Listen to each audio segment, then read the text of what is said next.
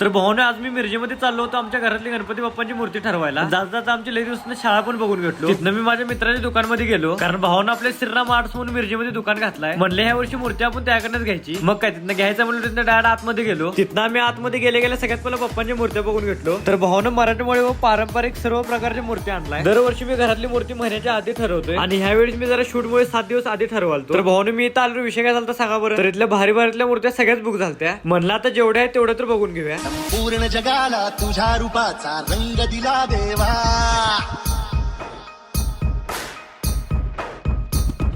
सगळ्याला प्रेमाच्या तुझा सुगंध दिला देवा. संपूर्ण जगाला तुझ्या रूपाचा रंग दिला देवा, सगळ्याला प्रेमाच्या तुझा सुगंध दिला देवा. तुला तुला तुला देतो संदेश आम्हाला देवा, जगावे लोकांसाठी.